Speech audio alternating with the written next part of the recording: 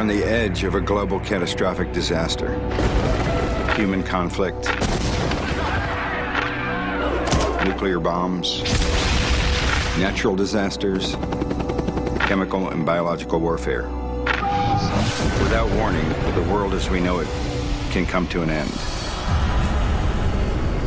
17 days ago, these volunteers entered a 10-week experiment designed to see if they can survive and rebuild after a simulated global disaster. Their world, constructed to mirror what survivors could experience if a viral outbreak left Los Angeles and the rest of the planet devastated. The volunteers' backgrounds and skill sets represent a cross-section of modern society. Their new home, a cordoned-off 80,000-square-foot warehouse near downtown Los Angeles. Old manufacturing plant for something. Inside, they've been provided with limited tools, supplies, and food. They have no electricity, no running water, and no communication with the outside world. As part of the experiment, a gang of looters and thugs will attempt to compromise the colonists' resources and security. So far, the volunteers have focused on water, power, and creature comforts. But neglecting security left them open to attack.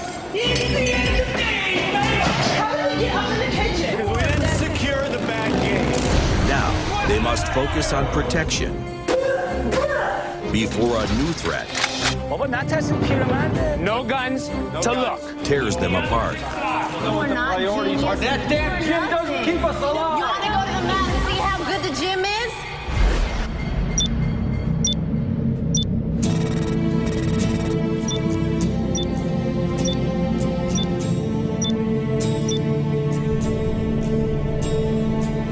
It's day 17, and the colonists have suffered a restless night.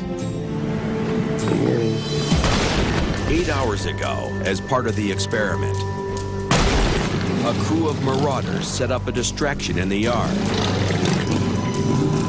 while two thieves breached the colony's makeshift defenses in the back.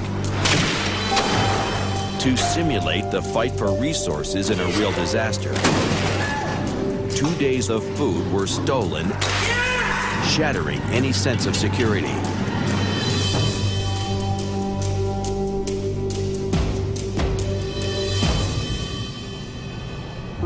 Now, the colonists must assess the damage.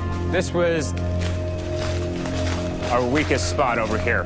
We need to figure out what we're going to do out in that yard. After a time, the colonists may begin to believe that any threat to their personal security becomes a real threat to their long-term survival. They'll try to protect themselves as if their lives were truly in danger. If anything happens to one of us, it would be heartbreaking and sad. So to keep the 10 of us safe, to keep our food safe, and to keep our water safe is a priority. So security is up there, #1. The marauders have instructions to not physically harm the colonists, but the colonists don't know that. And even with precautions, accidents happen. Bloody, you can put it in 10 again? This is one almost hit you in the head, huh? As far as weaknesses go, I mean, the truth of the matter is you could drive a truck into this place. These people need to realize that we can be attacked every night.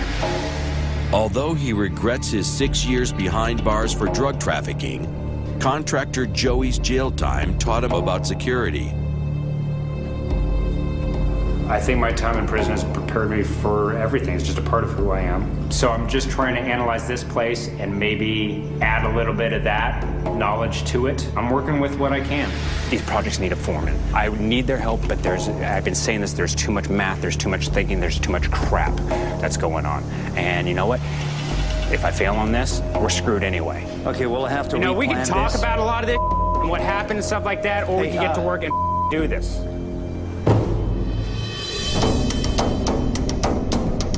I'm going to kind of take the lead on something here today. Oftentimes, a crisis or traumatic experience will reveal who the true leaders are in any group. What's on the board this week is security. okay? And something I've wanted to have on the board for a while, and I think we've been, you know, putting that off. That's what we're doing this week, okay? So I'm appointing myself the boss on this, plain and simple, okay? Joey stepping up to bat and saying, you know what, I'll be the security guy, I'm the one that's going to do it, this is my main concern, this is what I do. I agree because he was always discussing this from the very beginning, from the very get-go. As far as security goes, there's really 3 parts that I see to it. We need to secure the building better, okay? 2 is weapons. There are so many things in here we can use as weapons, from bombs to, you know, to flamethrowers to just a basic good old-fashioned friggin' shank, broadsword, shields. It's time to get back also to the Dark Ages, okay? Because it works. And then the 3rd one is, Leilani, I know you've been working with some people as far as self-defense. We are most vulnerable when we are out there, okay? That's once we are secure in here, when we step out there, that's when I honestly feel like we're at the most risk. Okay, so I think we know it's time to bust some and let's get this place secured. Without police or military, survivors must defend their resources and their lives by any means possible. The colonist plan is to divide and conquer Joey's list of security projects. Over the next few days, most of the group will focus on building weapons, while trainer Leilani will build a gym and take the lead on teaching self-defense. Handyman Mike and machinist John will try to repair the broken-down 5-ton truck and turn it into an escape vehicle. As part of the experiment, the volunteers are confined to the warehouse compound. But 10 days ago, they decided to repair the truck, hoping it will drive them out of the colony's bleak urban setting. It's big enough to bring the stuff that we have because I'm not leaving some of this stuff behind. It could carry all of us. Yeah. I mean, it could be one bad battle wagon.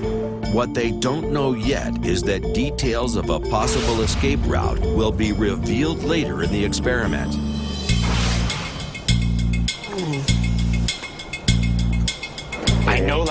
I know, this truck is gonna work. I'm glad you have confidence in me, because I don't.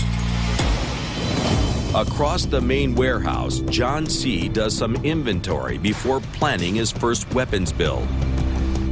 I want a couple of big projects that I need to own that actually work to my own specialty, my love of science. And I was dreaming about a flamethrower idea that I'm hoping to build. If you were to light something at the end of a propane, you could get a pretty good feather, but it won't go very far. Right. This will give a big puff of flame. John's going to build a propane-fueled flamethrower with the help of a solenoid valve he found in the warehouse. A solenoid valve is an electromechanical switch that opens rapidly when charged with an electric current. Hook up this barrel. We want it long enough, you're able to jam it through a window. We'll have a handle here with a trigger.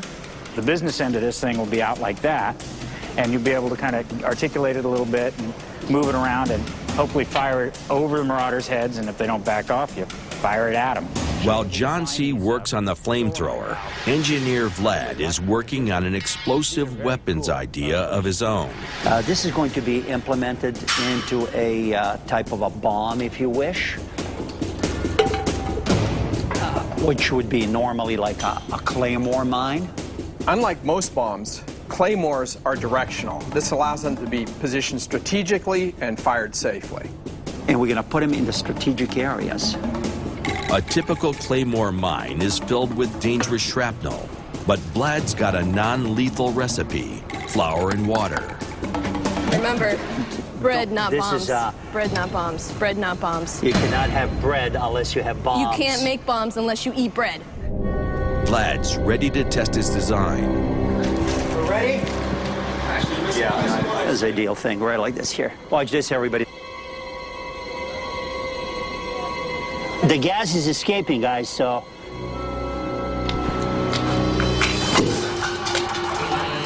See? Guys, be ready, okay? Scared me. Be ready. We've been ready. That was scary. Wait for you to get ready. The colonists are taking the security issue lightly, but not Joey. While the rest of the group makes fun of Vlad's failed experiment, Joey grows more and more concerned. Maybe they think it's secure. It's not, because I've known guys that have gotten out of fortresses that kicked the out of this. And if you can get out, you can get in. Coming up on The Colony, an internal blow-up. You want to go to the mat and see how good the gym is? Do you really want to go? Come on. And a new external threat. Hey, you can try now!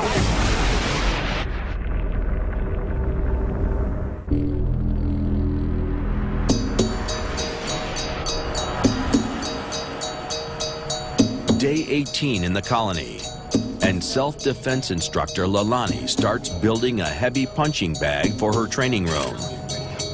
I would like to set up the room because I think everyone's going a little stir crazy, and just trying to figure out something where I can make it into a place where they can start loosening up their muscles that are probably getting so tight and inflexible.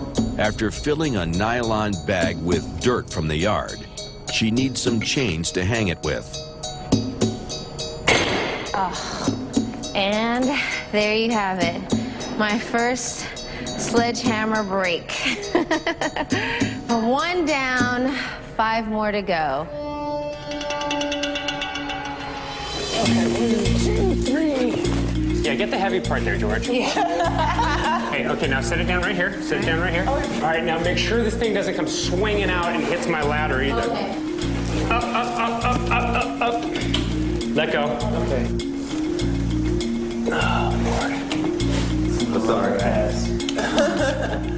Finally have a punching bag, something to get some of the tension and aggression out. Jeez. Yes!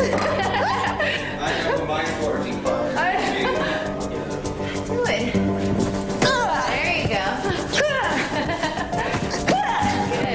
Good. Well, Lalani did set up her little good karma room. I mean, maybe it's important to them to have a gym or whatever. If that's what they need to float their boat, then that's what they need. Ha! Ta!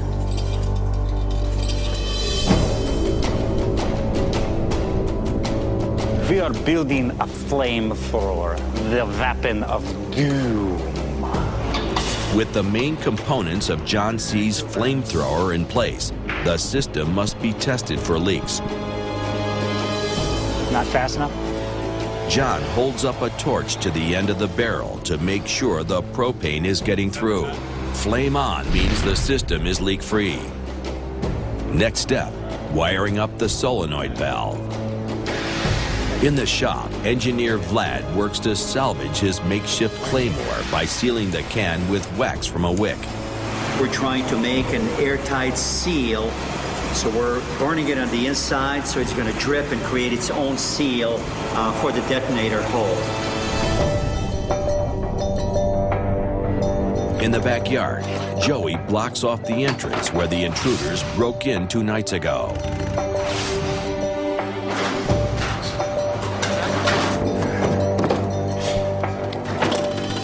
Then, he and Mike assess the strength of the yard wall.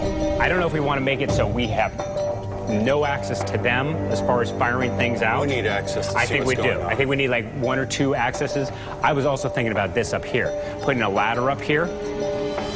What the hell is that? I didn't even see that platform. The warehouse is 80,000 square feet of cavernous rooms and tucked away spaces. Even after 18 days, this elevated room has gone undiscovered.